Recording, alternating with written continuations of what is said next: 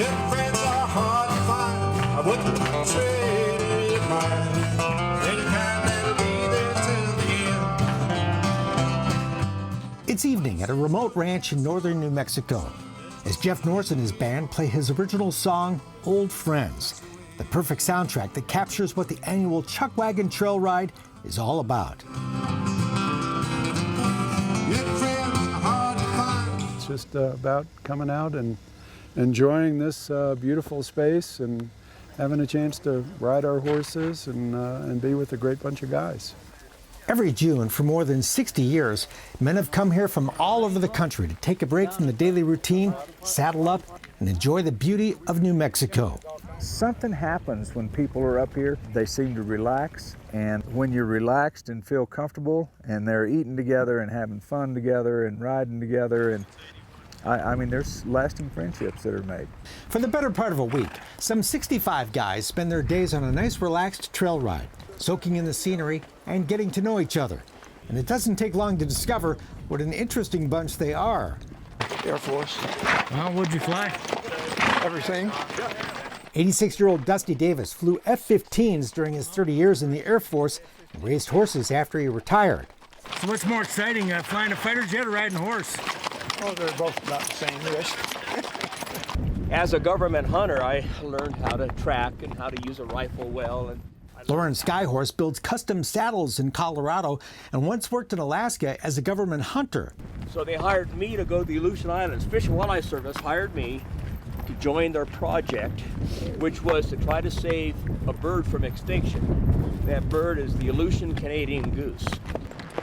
I was too young to have a driver's license. As a kid in Colorado, Mike Kennedy used to commute horseback to his gas station job in Estes Park. In the evening, saddle up and head home. I was tired, I'd go to sleep. But the old horse take me home, stop at one gate, and wait for me to wake up and get on home and have supper. Well, I've always wanted to do this. So it's really a dream come true. Such a pleasant group to be around, and quite a variety of privately owned horses they ride as well, including Tennessee Walkers, Mustangs, Foxtrotters, and mules. So now why do you guys prefer mules? Well, I could give you my dude answer, which is anybody can ride a horse, but that's... Former New Mexico State veterinarian Dr. David Fly owns a bunch of mules. How many mules do you have? Oh, that's a question my wife often asks me, and I say, you never count them. We got about 10. The rest of them are driving mules. He's here riding his wife's mule, Silky, who's been a little sulky. At the Cadillac of the family? Yeah, she is, and she's pretty spoiled. She has her own, she's mad this morning that the culinary offering wasn't quite to her taking this morning. Oh, is that right? So she sulked a little bit. Doc Fly's ancestors include frontier photographer C.S. Fly, who witnessed Wyatt Earp's 1881 gunfight at the OK Corral in Tombstone, Arizona. The Fly family has been a mule family for generations. Yeah, I've got pictures of my great-great-grandfather farming with mules. Doc Fly carries on the tradition and enjoys hitching his mules up to drive his collection of horse-drawn wagons. They're just fun. Every rider has a story, and at one time the Chuckwagon had well over 100 riders. It began as a point-to-point trek that moved camp every day. It's now a wagon wheel ride, with each day's ride going out of a single base camp. That makes logistics easier, and the Chuckwagon is now limited to about 65 riders. And in the early years when I came, we had about 120 riders, and you could be in camp for 5 days and not necessarily see everybody. So we decided we'd like to collapse the group a little bit. That way everybody gets to interact with everybody. There's no separation. There's no big cliques that form within the overall group. So it's very cordial. About half of the guys on the Chuckwagon ride bring their own horses. The rest of us ride rental horses provided by Kim Chesser of New Mexico's Burtwell Guest Ranch. But finding horses that can fit riders of any size and ability is no easy task. I probably buy 4 horses to every one that I keep. I buy horses all the time, but I just don't, most of them don't work out. He says retired ranch horses make great dude horses, but there aren't as many as there used to be. because nobody rides horses anymore. I mean, that's back when, years ago, when everybody rode horses on these ranches, you could buy these old ranch horses and shoot, they were genuine, they had been there and done that. But now, you have horses that are old and they've never done anything. Because everybody's using ATVs? I think that's probably the case. Despite the challenges, he still gets it done, and it's a busy morning as Kim, son Ty, and wrangler Kenneth Thomas get horses saddled and stirrups adjusted. But before any guest gets on, the crew takes every single animal out for a test ride. Ooh, he's ready. And no matter if they're the gentlest kid horse we have, we get on everyone we saddle and ride them around a little bit. And it doesn't happen very often, but occasionally something's hooked up wrong or something. And I mean, if there's anything goes wrong, we want it to go wrong with us. Still, horseback riding is always an adventure. Anytime you swing into the saddle, anything can happen. Like coming over a ridge and seeing an amazing herd of elk, including a bunch of babies. What a treat that was. Our trail would cross elk herds during 2 of our rides, and I spotted a small group of those majestic animals during a morning walk near camp.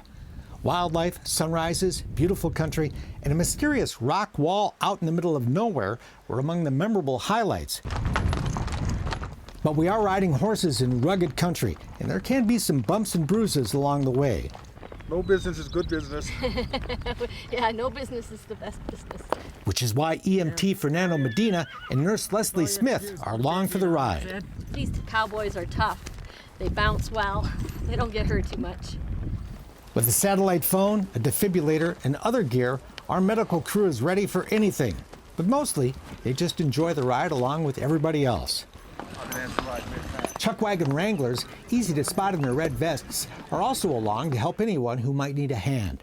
I'm pulling that drag, just making sure everybody stays together, make sure we don't leave anybody. Back at camp, the Chuckwagon features another nice amenity no real Chuckwagon ever had: hot showers, a state-of-the-art mobile bathroom. Hey, look at the size of that bug. And how many camping trips feature steak and lobster for dinner? Thanks, sir. You're welcome. It is incredible. Sleeping on the ground, eating lobster. With a glass of wine, or perhaps your favorite cocktail. They keep coming back, and that's a sign of success. These are thirsty cowboys. A couple little flapjacks. These guys do it upright 3 times a day, every day, including breakfasts with hot pancakes and made-to-order omelets. The crew even met us one day with a hot lunch along the trail. Lobster tail and chicken cordon bleu and salmon on the trail. It's one of the few places where you go camping for 5 days and actually gain weight. But as great as it all is, there's something deeper that brings these guys back together year after year. It becomes like a fraternity. I mean, many of us have been here. I've been here for 12 years. Many of the guys have been here for 20 years. And we have guys that come up every year now that don't ride anymore, but they just want to see their buddies. It's like an annual reunion. As one rider put it, it's like an extended family. But families can have sorrow as well. There were prayers for a rider at home in the hospital and memories of another friend whose saddle is now empty. Edwin Alderson was a beloved, prominent member who made such an impact on those who knew him. The Chuckwagon's top award is now named in his honor. He really did inspire a lot of us. I just love this ride, and I'm so glad it survived. And I can't thank you enough. That's all I can say. Scott Eccleston received the first award named in Edwin's honor for all he's done for the group over the years. It's the guys, it's the horses, it's the cowboy way, it's this beautiful scenery. It's all of that stuff that just works for me. Everybody here loves this ride. The Chuckwagon ride is invitation only, but they are looking for new members. We really encourage new members. Our attitude is that we're not really in the trail riding business, we're in the hospitality business. We want people to come and have a good time. So we bend over backwards to try to be welcoming and accommodating for new riders, make sure they're having a good time, and safe. Safety is a really big issue for us. And Howard and his friends would like nothing better than to keep the Chuckwagon ride rolling for another 60 years. That's the way it is.